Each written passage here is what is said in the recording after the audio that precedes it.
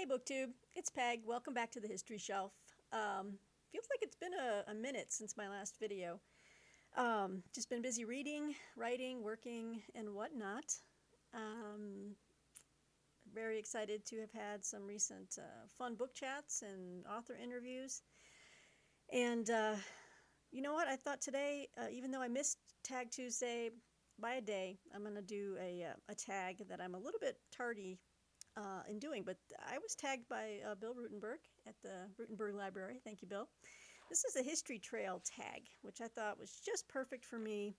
And thank you for tagging me, Bill. This one should be a really short video because there's only about 8 prompts. But we'll see how far we can get, because I'm gonna try to use my use a prop here, use my Kindle to show you some book covers of books that I've read when I was a kid that I no longer have because they were either from the library or whatnot, or the covers have changed and all this kind of stuff. So anyway, let's just dive right in, shall we? The first prompt is called First Steps. And this says, what book, movie, person, or place introduced you to history or historical fiction? Or both. So I wanted to start with, there are so many. There's several. I can definitely point to my love of Western history and Western movies to Louis L'Amour. I grew up on Louis L'Amour. I have packed away somewhere, which I really want to find those books so I can show them on here. All of his original paperbacks from the 80s, published by Bantam. Loved it. Even had calendars. I was a nut over Louis L'Amour. But another series of books that I read historical fiction wise that continued to just get me more and more into history was the Wagons West series by Dana Fuller Ross. And here's just a sample of the cover work that I'm talking about. I'm sure many of you will recognize it, right? So I'll try to resist the glare here. And I just lost it. Hold, please. Okay, so that's about as good as I'm going to get it as far as the glare goes. But like, there's the red, white, and blue bar across the center, and each volume was a state, and then you get these wonderful like male and female cover, people that are just like in semi-romantic, salacious. There's nothing salacious going on here, but no female out west looked like that, and no man looked like that. So at the time, it's just crazy stuff. But yes, I love the Dana Fuller Ross series. I remember, like Whip Holt. Whip Holt was like one of the main characters, and he's falling in love with this one lady. I'm trying to find another picture that I can get for you. To find copies of these, you have to buy them used somewhere, and they're probably all beat up. But like, there's Oregon, and everything had an exclamation mark after it. Loved it. What got me into the Civil War in particular, and I'm looking up right now another jacket cover, was the North and South Trilogy by John Jakes, which I think is due for a reread. That series of books made such an impact on me. I'm not even going to lie. And I had the original. I'm trying to find the covers that I grew up reading. Damn it. So, like, here's a picture on Etsy. Just the spines, at least. Well, let's see. We've got. Well, these are Love and War and Heaven and Hell, but North and South was like the first one. But you remember these? These ones here.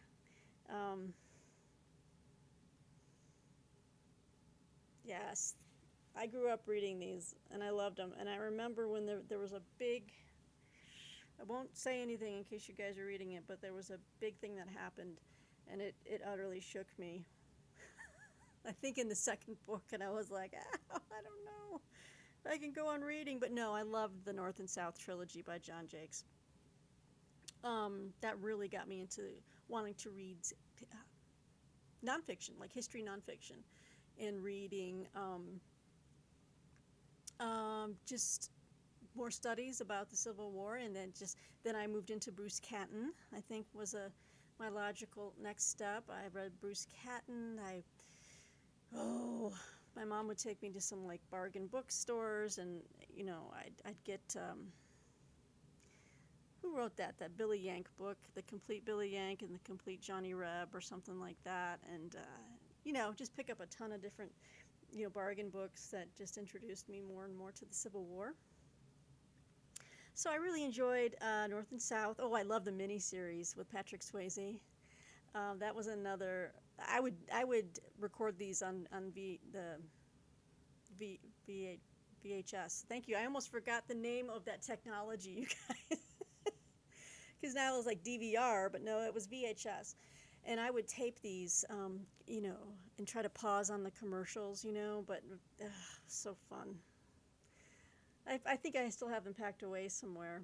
Oh, yes. And so another series of books that got me into like revolutionary history was also by John Jakes, and I think you might have heard other people, especially Bill Rutenberg, talk about it.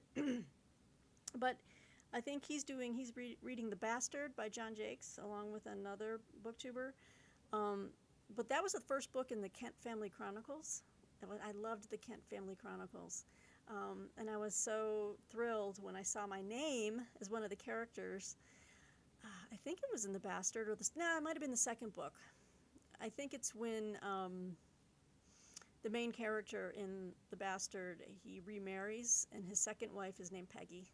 So I was like, oh, wow, what do you know? Yeah, let me see. I'll try to find these covers for you. But they've all been reissued. But the covers that I am familiar with, let's see, a lot of used things on eBay that you can find. Let me see if I can click on this. Oh, yeah. Yes. These are the paperbacks I would pick up at the library. Sorry it's at an angle, but that's to avoid the glare. But you see, it's awesome, that 70s artwork and stuff. Makes me want to go back and read the Kent Family Chronicles along with North and South. I really want to revisit these books that had such an impact on me. And yeah, so it's a long answer to question or prompt 1, but there you have it. Prompt 2, Well-Trodden Path. What is your favorite historical recommendation, book, place, or movie? Gosh, I could point to, I would say North and South by John Jakes.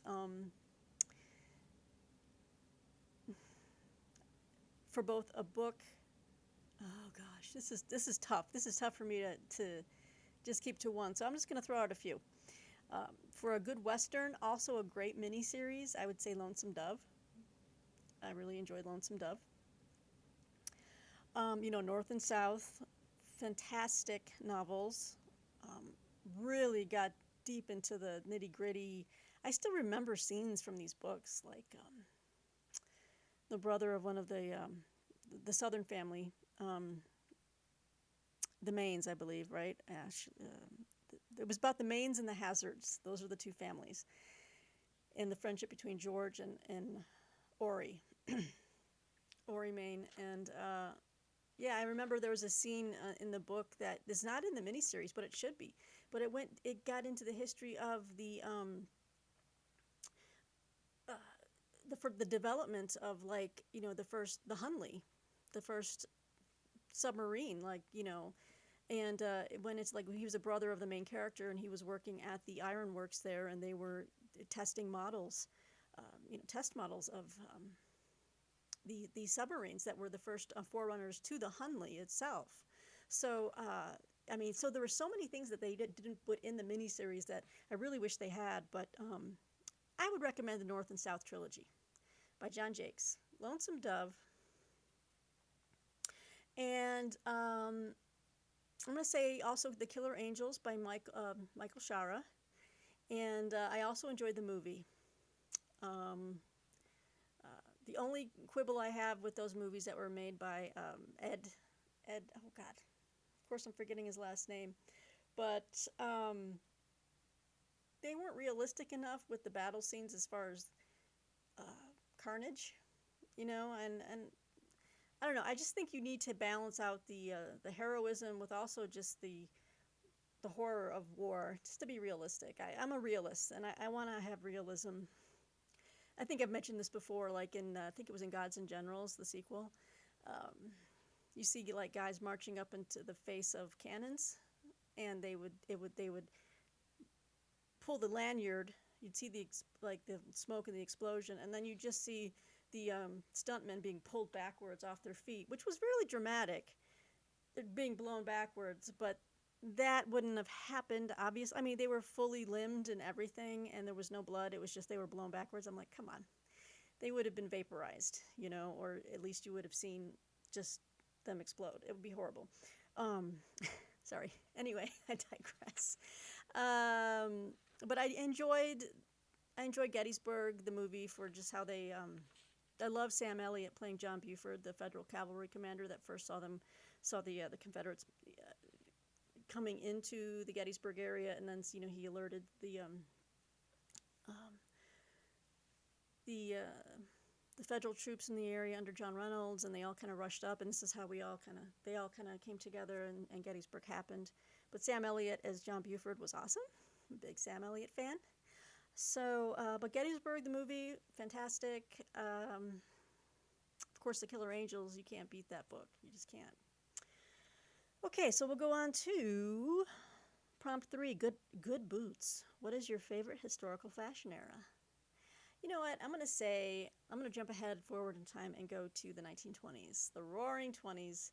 I love just the freedom that the women had, the flappers. I love the haircuts that they had. The style was just so, women were feeling freer, and the fashion was just on point. And the men didn't look too bad neither. I mean, they had some nicely cut suits and tuxes. And the hair was all like slicked back and greased. I don't know. I just thought it was badass. I really liked the fashion of the 20s. Prompt 4, close to home. What is a historical read set in your home country? Well, I don't know how to even answer that.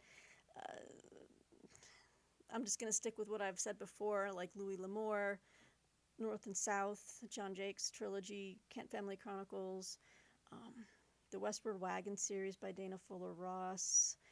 I mean, maybe they're looking for, maybe the question is to prompt you to think of some massive epic or something. I can't think of anything right now.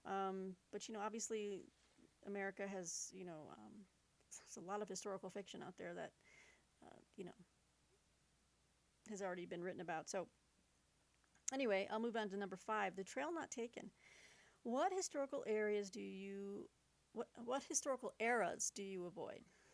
And I think my question is quite similar to Bill Rutenberg's. I really, over the years, have grown to expand my interest in history. I'd say a couple of decades ago, I wasn't interested in World War II at all. I came all the way up to World War I, and I enjoyed World War I, but I just was like, to me, World War II was too new. I wanted to, study things that were really just far removed. But over time, I've really gotten into more recent history, within the last 100 years. And I love World War II history. Gosh, I eat it up. And I've recently even expanded into, I've been more and more intrigued about the Vietnam War. Just reading memoirs by Colonel Keith Nightingale has really got me into it. I read a book by Tim O'Brien, The Things They Carried. Fabulous. I mean, it's gotten me more and more into it, and I'm wanting to read more. I have a couple of histories on Vietnam behind me here that I want to read, one by Max Hastings and the other by, I think it's Mark Moyer. Triumph Forsaken, which is more of a revisionist history, or it takes a different argument saying the war could have been won. So I've changed in that area, and I know that Bill is not really into Vietnam, or maybe he's trying to be, but I would say extremely recent history now. So I'm going to say within the last 10 years, 20 years, very, very contemporary history. I don't know how anything can be history when it's really only 20 years old, but because I still feel its agency in the present is still very much active, you know. I'm trying to think of any era going back even further, though. I can't say that anything disinterests me. I want to know more, and across countries as well. I've just been reading very widely on different parts of the globe, and I'm just learning about different countries and cultures, and I love it. So really, I would say history within the last 20 years, you know, which to me isn't really history, but anyway. Okay, we'll move on. Number 6, trail map. What historical reads are on your TBR? Well, I am trying to continue my readings of the Saxon Tales by Bernard Cornwell. Now, I'm talking fiction. I don't think I've actually gotten into nonfiction in some of these answers, so I apologize. For some reason, I had in my head it was fiction. Obviously, what historical reads do I have on my TBR? I'm looking at stacks, and I'm looking at all the books behind me as well. Not all of them. I've read a lot of these, but well, let me tell you about a book I just picked up that kind of goes along with. I bought the trilogy of Ken Follett's The Pillars of the Earth, and I do want to read that. So that's historical fiction. But then I saw this book on someone's channel, and then I heard, or maybe it was on Instagram too, and I think I might be doing a read-along with the Mad Rhetorician, Lindsay. So I ordered this from Blackwell's over in England, free shipping. It's like, wow, and it was cheaper than it was on Amazon. But this is Ben Hopkins' Cathedral. It's this beautiful Europa edition. Got it for like $18. And it's also about construction of a cathedral, and it covers the 12th and 13th centuries. So I don't know. And they sent me this wonderful little bookmark from Blackwell. Well, that's Gidget telling me she's got to go outside. Hang on, I'll be right back. And we're back. Thank you for that. So yeah. So Cathedral is another big read on my TBR.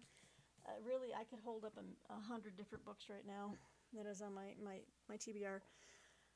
I'm starting a book that I will be reviewing for Historical Novels Review called Hunting the Hangman. It's a historical fiction by Howard Linsky, and it's a fictional account of how they track down the Nazi Heydrich. So anyway, who was known as the Hangman. So that's on my immediate TBR because I have to write a review on that. Gosh. Oh, well, that's not history. I've got so many. You know what? I'm going to save that for my March TBR or current reads video, which I need to make very soon. So anyway, but Cathedral, I'll just throw that out there. Also, Bernard Cornwell. I need to continue reading my Saxon Tales books. All right, and then 7, Pioneers. What historical person inspires you? Well, that's easy peasy. Bill Rutenberg said Lincoln, and for me, I was going to have it ready to go. I have a bobblehead up there. For me, it's U.S. Grant, Ulysses S. Grant. To me, he is the quintessential tale of. He's so inspiring to me. He's a man who had a lot of, he had a rough starts and stops in life, and he couldn't make it as a businessman, and he couldn't be away from Julia, his wife, for very long, and he kind of sank into some alcoholism when he was stationed out west in California.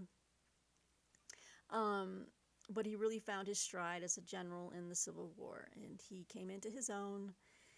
And it was a rags to riches, I guess you'd say, story. But just a man who had known disappointment throughout life, but he just kept plugging away, and finally he found what he was created to do, and he did it, and by doing it so well, he saved a nation, I think. I love Grant. Grant is, to me, the quintessential American. And, you know, I really love him, and he inspires me. I love Lincoln too, but for me, Grant is the guy. That's why I've got so many books on him, and I have bobbleheads and T-shirts and whatnot. Uh, so anyway, U.S. Grant, he inspires me and has inspired me in my own life. So with that, it takes us to prompt 8, which is to tag your fellow history nerds. So seeing as how Bill has already done it, and I'm sure then this tag has been around a while, so I think a lot of people have done it.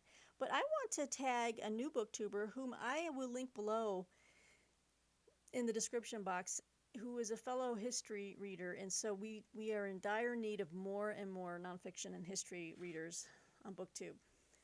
Can't just be a few of us, 2 or 3 of us out there, right? So welcome Revenant Reads, and that's Vin at Revenant Reads. I'm going to tag you on this tag, this history trail tag there, Vin. So I hope you will do it. I've got the questions below in the description box. I would love to know your answers to some of these questions. But anyway, guys, check out Vin's new channel, Revenant Reads. Links below. Check out his videos. He's got a few up. Subscribe and get the word out, because yes, I want to see more history booktube channels. Need more, because we've lost a couple. We've lost a couple over the last year or so. I won't name any names, but a couple of them are just no longer making videos. So, anywhoods, welcome to Vin, to Revenant Reads, and give him some love. All right, guys. So I'm going to go, and I've got a ton more videos I need to make. I've got a ton of new books and new releases that have come in the mail, review copies. Got to tell you what I'm reading right now. Got lots of things going on at the History Shelf. So, with that, I will talk to you guys soon. Take care. Stay warm. All right. See you, BookTube.